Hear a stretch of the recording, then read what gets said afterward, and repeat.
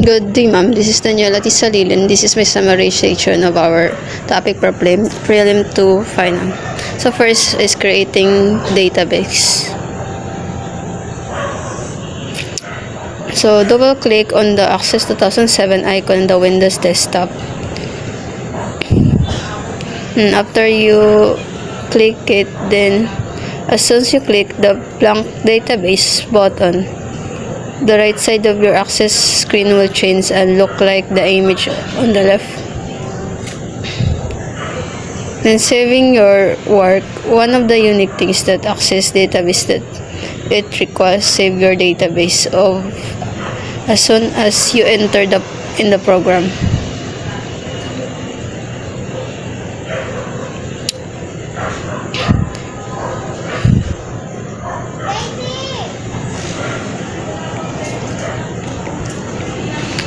And then after that, you will now return to getting started with Microsoft Office Access screen. On the right side of the screen, you will see your database file name, and below it is the drive on which you will create your database. Then just click create button.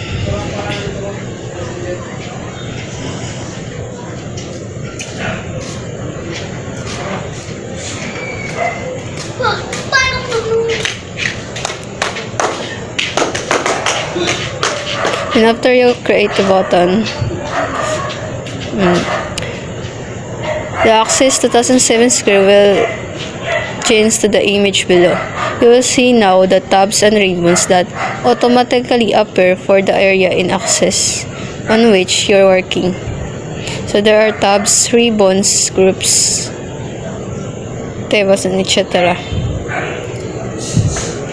So in the Quick Access toolbar, there's the redo and undo, and there's a drop down arrow which you can choose the commands you want to add. So the next one is creating tables. So when you create tables, just click the create in the tabs above, then click the table design, and the field will appear. Then you can start typing your data.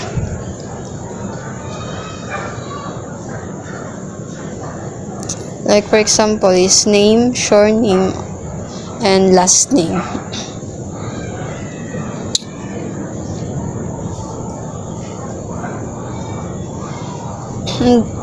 And then you can edit your data in the views, where you can find the data sheet view and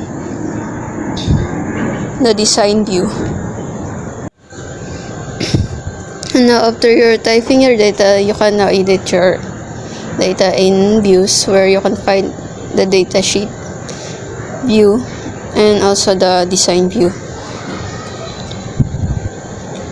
Shift 1 to 1, 1 to many, many to many, 1 to 1. First is you need to set the table 1 or after class to primary key.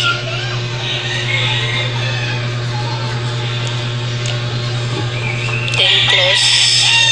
Then save yes, and then also click the table to the booking and set it for a primary key, which is the booking ID. Then close, then save yes. And to get relationship, click the database tools, then relationship, then add the after class club. Then as you can see, you will see the box and then also add the booking ID. drag the activity to booking ID, and you can see there's a line that connects them, and that's called one-to-one relationship.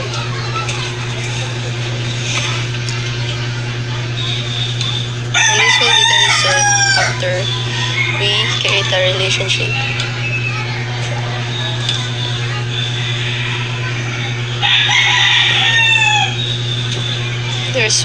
There will be a plus sign and minus sign.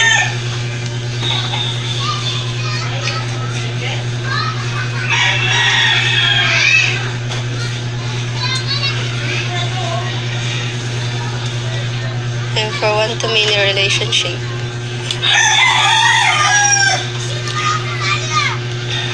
you also click the booking or the level 2 and remove the primary key.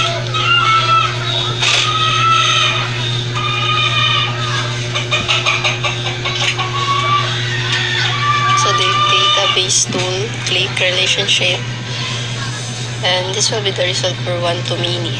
As you can see, there's an infinite sign. Many-to-many relationship. Just click the table 3 or the pupil's ID, then set it as primary key, the pupil's ID.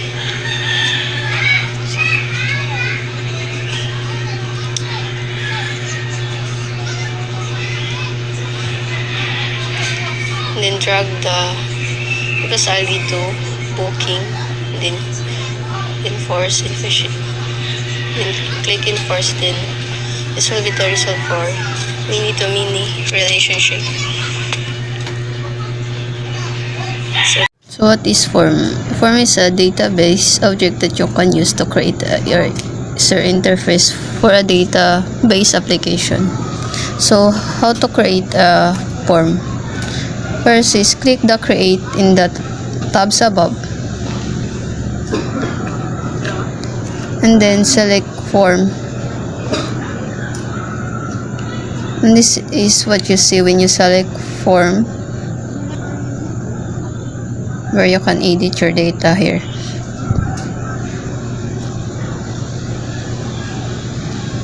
So in the above is the primary data, and the below data is the related data. And you can see the arrows below, as you can preview. And next, your record.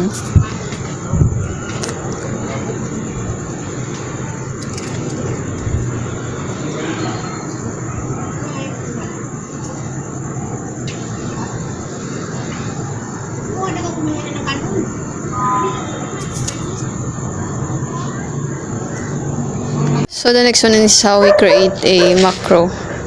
So first is select your data, and then after that click create in the buttons above, and after clicking create, and then click report,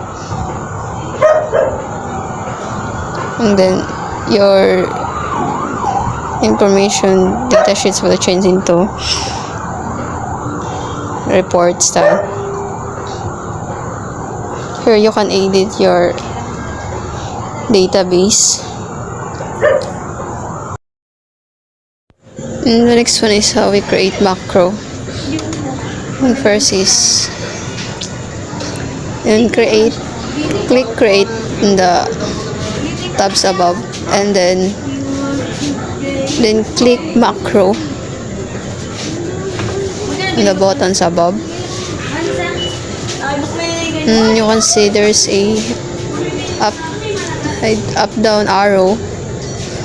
Just click it, then you can comment, then add menu, apply menu, and etc. So this is what you can do in macro. So there is so many choices, like go to page, go to record.